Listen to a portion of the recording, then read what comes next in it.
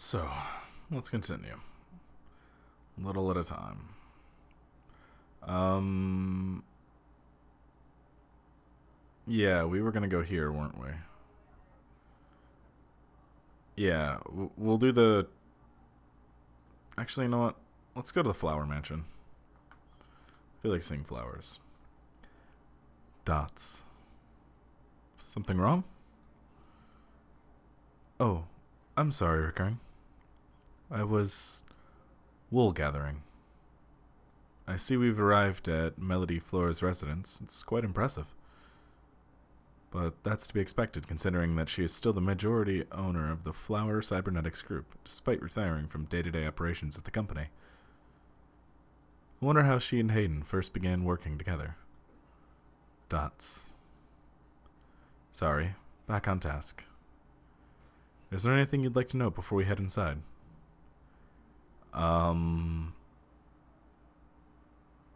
Give me a rundown. Flower Cybernetics was established in the early 2000s by Melody's mother. It started out developing cutting-edge medical tech, including advanced prosthesis and nanoparticle diagnostic and treatment technologies. They were vastly successful when they perfected the first synthetic nerve mesh, allowing direct connection and control between nervous system and cybernetic prosthesis. The majority of their early projects were defense and technologies for American military, developing ruggedized military prosthesis for use on injured soldiers, and eventually electively for special forces. This research line culminated in the development of brain-controlled androids as shock troops, long since barred by international law. Melody took over the company from her aging mother when she fought against developing further military hardware from that point on. She pushed the company to use the BCA technology for the company's original goals of medical advancement, as well as developing the first direct link virtual reality implants. The company is largely successful on a global scale despite continued legislative movement against extensive cybernetic use, especially brain implants.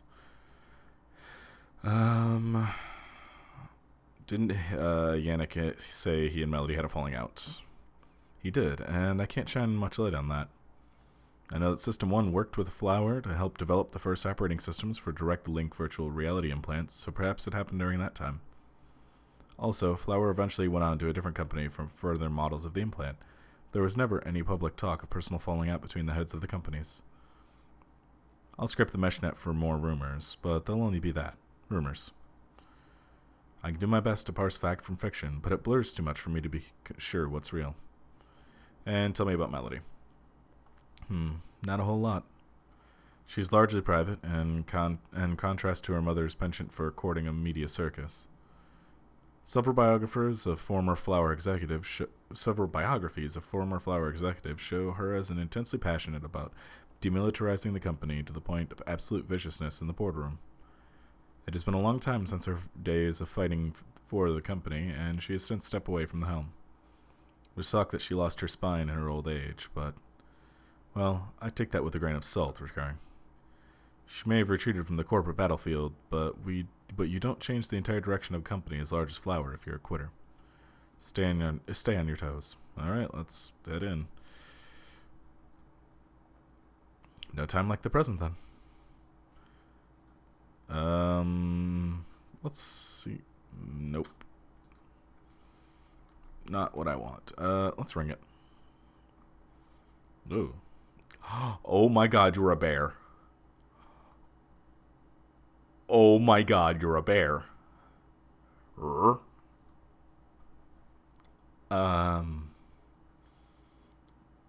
Is that a bear turning? I love... is Melody... you know what? I don't even want to know. Rrrrrr. She meant no disrespect.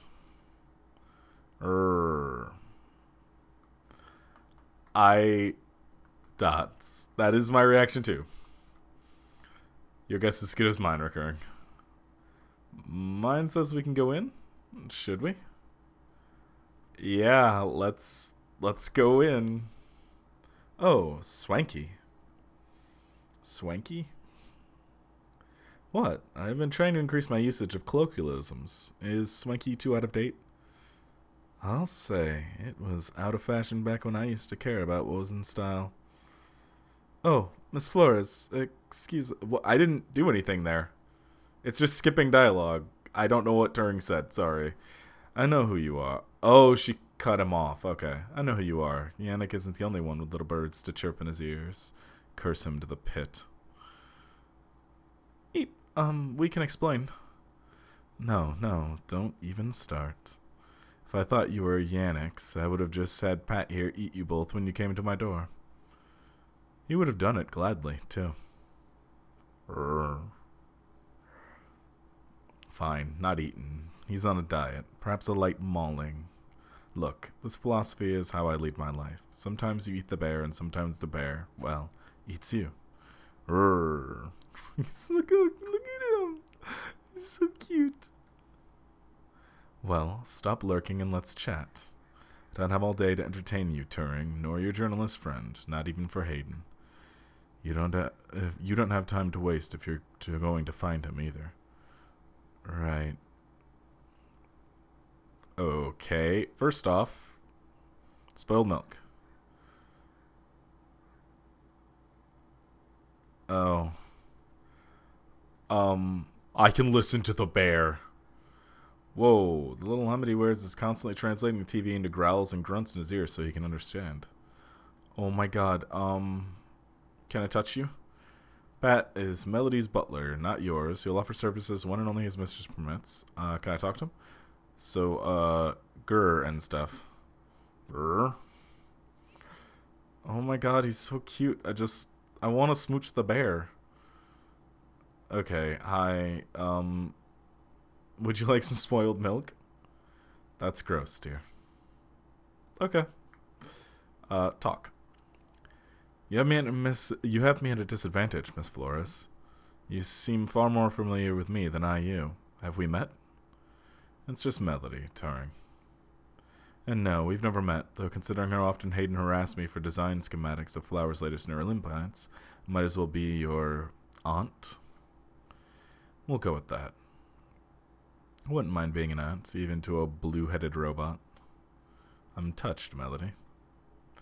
We were hoping you might be able to shine some light in my origins.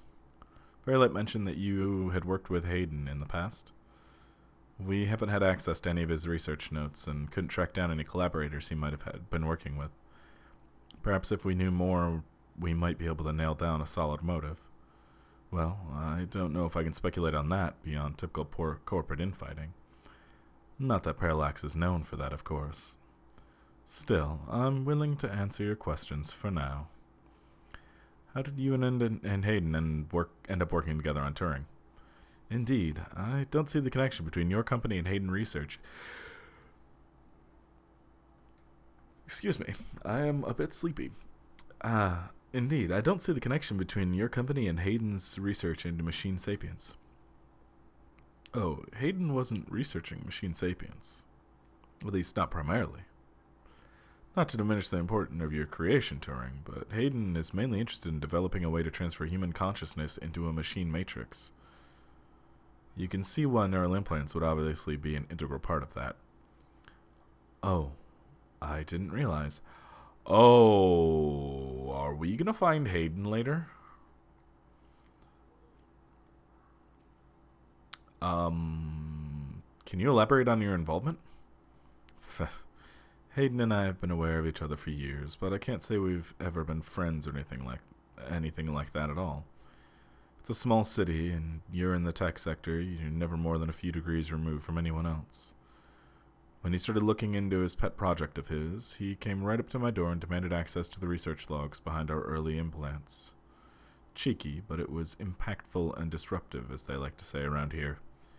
He needed the logs to better understand the way the implant handled direct sensory data to the right parts of the brain, and tried to mimic that in your software. I just realized that I'm not recording game audio. 1 second.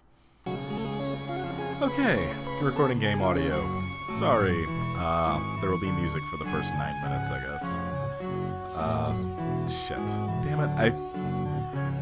Okay, I just reset my entire room and my entire recording setup to try to minimize background noise a bit more, and so I forgot that I switched my headphones to a different jack, and it was still trying to record from my speakers, which aren't active right now. So anyway, yeah, sorry. I just read that. Oh no, I didn't read this. He needed the logs to better understand the way the implant handled directing sensory data to the right parts of the brain, and tried to mimic that in your software. I couldn't care less about Flower's patents anymore, so I gave him what he wanted, just to see what he would do. Frankly, more impressed than I expected I would be, but don't tell him I said that. Don't worry. Oh, poor Turing.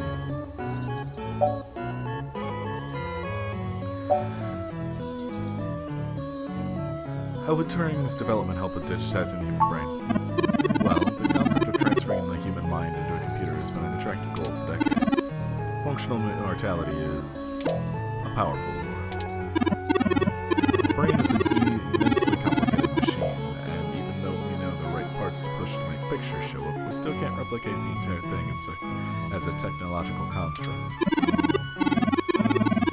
Even with virtual reality imprints, we're really just relying on the brain's ability to make sense of nonsensical signals.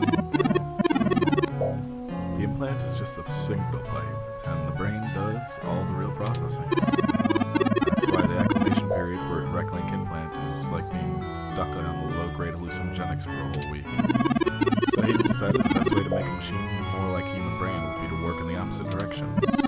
Instead of mimicking the mechanics of the human brain, he started writing code that mimicked the functions of the human mind, and assumed the architecture behind it would suit both purposes. Thinking of it like convergent evolution. Two different species developing the same adaptation to solve the same problem, but continents apart. Hayden is a crack programmer when it comes to information collating. That's how he made his name in Parallax in the first place. So he wrote a bunch of baffling, self-modifying learning algorithms and let them loose. Poke and prod them here and there to make sure they value the same things humans do, and we eventually end up with you, Turing. Interesting. Hayden never revealed any of this to me. Imagine he's pretty tight-lipped. You were the first prototype he considered a real success, and he was afraid of contaminating your development before he had a chance to make good observations. Hayden wasn't interested in Turing's development? I didn't say that. Hayden was quite interested in Turing, even if he's just a step to further research. In fact, he's preparing to publish his findings involving Turing, and I know it's going to make one heck of a splash in the scientific community. See, the most impressive part about you, Turing, is that you are surprisingly stock. I assure you, Melanie, my construction involves only the latest and greatest ROM prototype technology. Exactly, you're not off the shelf, but you're still just a souped-up ROM. More or less like every other one out there. Personality algorithms are impressive, but they don't require some new space-age technology to work. Hayden is going to propose that human consciousness transference does not require special brain-like hardware architecture, but merely the right software wrapper to interface with that hardware. Much like how you function. I suppose that is correct. Still, the personality matrices do take up substantial amounts of my processing power. Would custom hardware have capabilities that better serve such a demanding, specialized task? Sure, there's still plenty of reason it's trying to make a computer that works like a human brain. Efficiency is an important part of that. But if Hayden can emulate the human mind in existing technology, it means we can start with the immortality now rather than waiting for hardware to catch up with Hayden's software. I'm not terribly interested in living forever, but there's more than enough people who are to make an even temporary stepping stone important. Thank you for this, Melanie. I understand so little of my origins. Oh, I'm sorry I don't know more of the specifics. Hayden kept me up to date on his progress, but only in the vaguest of ways. If you can hunt down his notes, I'm sure they'll tell you more. Of course, we'll keep looking. Now, perhaps we could ask you some other questions? Sure. What's the story behind you and Twilight? Oh, well, that old bastard and I have been flashing daggers at each other for the better part of 20 years. I contracted out the software development for our first-gen direct link VR neural implants to System 1. It was going great, but after the first model bottles sold like gangbusters. Yannick tried to get into bed with me. Literally. Damn it. Damn it, Yannick. I turned him down, very politely, I might add, and then suddenly all the cooperation between our companies dried up. We've been at it back and forth ever since. I'd be damned about trusting him if I were you. He's a snake and he'll do anything to get what he wants. Still. I suppose he'd try it again now. I might not turn him down. It'd be fun to needle him about me still having my own company after he doesn't have his. Can you tell us about yourself and Flower Cybernetics? You would fuck Fairlight, that's funny. This is why I don't talk to journalists. They all want to pry into my life. Can't you wait for my autobiography? I promise I'm working on it. Pinky promise. You don't want to pressure you, Melody, but every bit of information we can get on could be useful in pointing us towards the individuals that attacked Hayden. Alright, off the record? Of course. Fine, ask away. What's the deal with Pat? Pat is a prototype as well. Flower had a short-lived project that attempted to use neural implants to increase the cognitive power of non-human animals. It worked, to an extent.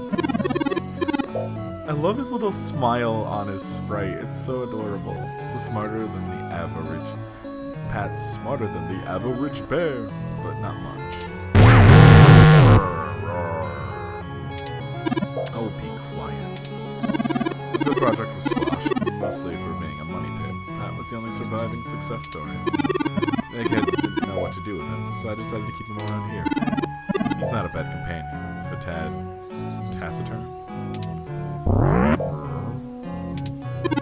Give it up, Pat. You're no Shakespeare.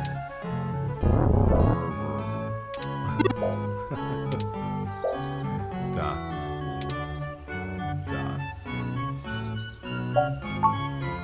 Dots. Yeah, no, that's about. Yeah, that's right. How are you involved in the company today? I'm not. I mean, I still own the damn thing, but frankly, I'm tired. Let the current CEO and board do what they want, with the understanding that I will shit-can them if they do anything egregiously stupid. Like, say, create more cyborg assassin war machines. These days, I mostly spend my time talking to Pat and practicing my painting. You paint? What a coincidence. I love painting. What do you do? Oh, nothing fantastic, just still life mostly. I'll never be known for my artistic stills, but I enjoy it. It's very meditative, isn't it? I agree, very much. I'm looking forward to when all of this is over and I can get back to my canvases. Would you mind taking a look at my work, since you're my aunt and all? Well, we can play a little I'll show you mine if you show me yours. It's a date. Oh no, they're so cute. What's your history with Flower? Well, Mommy Dearest first started the company half a century ago, quickly let it turn from a cutting-edge medical research group into a Department of Defense super soldier cyborg factory. I took over when she got lymphoma and had to fight tooth and nail to turn Flower into something that churned my guts a little less. Now we're back to making medical tech and consumer neural implants rather than brains inside tin cans with lasers strapped to the front. If the US government wants more war-grade cyborgs, then they'll have to get them elsewhere, never mind them being banned by the Geneva Convention. I guess that's the gist of it, unless you want the sordid details of 2 decades of board meetings I had to fight through until I managed to buy back a majority stake in the company. No, that seems to line up with what the mesh says. Well, I'm happy the mesh magnet's to something right at least. Think that's everything we need now? Good, I can get back to my retirement. Thank you for your time, Melody. We'll be in touch later. Oh, one more piece of information for you, if you'd like it. I've got contact info at Vincent Mensa, who I think might be of help to you. Vincent was working more closely with Hayden inside Parallax, mostly on company-approved research on data collecting algorithms for the mesh. I'll send him a message and ask him to meet you somewhere. He owes me a favor anyway, and might be able to give you some more information on anything else Hayden may have been working on. That would be fantastic, Melody. Perhaps Golden Gate Park? That's public and crowded, and for the safety of us all. That should work. Be careful out there, Turn. I'd hate to see this get contacts that can effectively affect any repairs I may need. You understand. Hayden's design uses your base hardware configuration to generate your core personality profile. Each repair you make will, with the little idiosyncrasies of your hardware mismatched against your personality and others. Too much change and the whole thing collapses. You have to be rebooted from scratch. So, I'm sorry to say, but you're as mortal as the rest of us, Turing. I didn't know. Yeah, I can tell. You really need to get your hands on Hayden's files.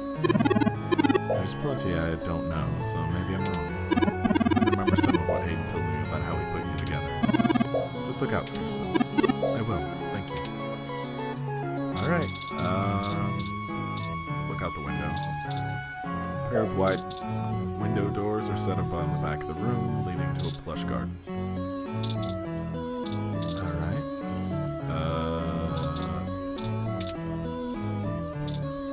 It's fairly likely you can request milk that isn't toxic. I really want to know what the hell. I don't care about that. What is on the TV? This episode of Media Blitz. It's going into the sort of details of a new teenage actor's island love affair with a local politician's daughter. Well. Room control monitor is fixed to the back of the wall. Temperature set to low. It's freezing. That's not what I meant. Didn't mean to hit that. Okay, well, let's leave. Thank you, map. Alright, and no, wait. So I can't go to K-Cob now? Let's go to K-Cob. I want to do both. No one is available at this moment. Damn it. Alright, so we fucked that up. Oops. But I'm actually happy we went to her, because we got the bear, okay? Wait. Ah, yeah, the plant's dead. It is. Okay. GG Park. Are you Vegeta? Black Vegeta? Can I help you with something? I don't really have time to talk. I'm waiting for something. Are you Vincent? We're here for the meeting on behalf of Melody Flores. Oh, good. You're Melody's people. Do you have the things I asked for? There must be some miscommunication. Melody said that you'd be able to provide us with information about Hayden Weber's projects within Parallax. He's gone missing, and any information we could get may be useful. Damn that old woman. Get a deal. She promised me some of those things, and I'm not giving her anything until I get them. I already know Hayden is missing. That's why I'd be willing to sell corporate secrets to Flower. This is my chance to get away from Parallax. Instead, she sends the two of you, hat in hand, with none of the things I need. Assuming you're Hayden's little pet AI. Insulting, but accurate. Look, it's not that I don't want to help. I do. Hayden was a colleague and a friend. If I just hand over his research, I lose most of my leverage. I need help getting the hell out of here. I just have to shop it around again, since Flower isn't interested in information on Parallax's new big project. Maybe after I get a buyer, I'll be able to pass it on to you. Perhaps we can assist you? My friend here is a perfect journalist, being skilled at hunting down people and information is her job. I don't know.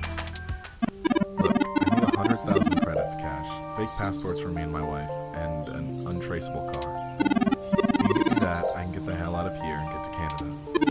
I can get anything you want. Hayden's research notes, what I know about Parallax, my company's security credentials. Whatever, I just can't stay in the OSF anymore. We might be able to do that. Might? Do you mind answering some other questions first? What? Why? Melody only gave us a rough sketch of what you need. The more you can tell us about the situation, the sooner we can fulfill your request. Okay, sure, as long as it isn't any of the juicy stuff. Why are you so adamant about getting out of Neos SF? Because Parallax is rotting from the inside out. Hayden is going missing as the last straw. What's the best way of saying this without giving away their game? The new project that is about to roll out is likely to change everything about how Parallax does their business. Not in an end-user kind of way, but everything behind the scenes will certainly change. I've had some board shakeups since the launch of the MeshNet, and the people at the top are different from the ones who previously run the company. They're harder and more ruthless and more concerned with profits than ever before. The altruism the company has displayed in the past is gone, and this new project has promised to give the board owners even more power. Not just rich companies in the valley power either, real power. They got rid of Hayden because he was about to publish something that would get in the way of that. And not to be too dramatic, but I think they got rid of him for good too. More some speculation, but anyway, if they're willing to get rid of the brightest mind on their payroll, what's to stop them from getting rid of me? There's half a dozen people who can do my job. So getting up before I accidentally step on the wrong person's toes and up at the bottom of the bay or whatever. What do you know about his spirits? Nothing concrete. I probably wouldn't have noticed anything out of the ordinary. I mean, Hayden goes out for a couple days all the time, right? Conferences and guest teaching. He doesn't exactly share his itinerary with me. But they cleaned out his office, revoked his security clearances, and confiscated anything he'd been working on with other divisions. Passed around and no one will say anything. If he had jumped ship, went to a different company, it would have been talk of the week at the water coolers. Instead, dead silence. Thankfully, he allowed me to keep backups of most of his work simply because I cross-referenced it so much. He didn't like having it all in one place anyway. Other than that, I don't know anything specific.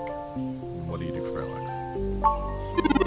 I'm the head applications engineer for their data analysis division. Maybe was, is what I should be saying. Hayden's the big Hayden is the big brain who comes up with the math that runs the search algorithms. I'm the guy who figures out how to collect and apply the data we get. We've worked pretty closely for years, but he is head and shoulders above me as far as theory goes. I just build stuff out of things he hands me. I don't think you're giving yourself enough credit here, Vincent. Hayden was just a computer scientist, if a good one. Was. Some of the time. I'm still getting used to my independence from time. And that right there proves my point. Build a fully independent machine intelligence in his spare time. Don't get me wrong, I'm not trying to bash myself here. I'm a good software engineer, probably one of the best. But machine intelligence in a form factor like yours, now that blows my mind. We got full immersion virtual reality and brains in boxes running around inside Android shells, yet most people would still call you science fiction. If you say so, I do. Thank you. We'll get those things for you. Sure, I guess I can stick around here for a while. I need to make some calls anyway. If you manage to get what I need, I'll give you anything you want. Boarding photos and info for passports to turn down. And I really hope you can do this. I'd rather give it to you than some other corporation anyway. See you soon. I'm not quite sure where to get fake passports or an untraceable car. The shady folks we know are those kids who vandalized Hayden's apartment. I doubt they could point us in the right direction, but a long shot is better than no shot. We don't know where they are though, so for now we should probably focus on getting the money for Mr. Renzo. Maybe Dr. Fairlight or Melody could spot us the cash. 1,000 is no small amount, but it's unlikely to cause much consternation for either of them, assuming they're as dedicated to helping as they claim. Melody is assumably home as usual, and Fairlight did let us know he'd be at the hospital. We could ask either of them for assistance. We're gonna figure that out, so yeah, I'll see you next time.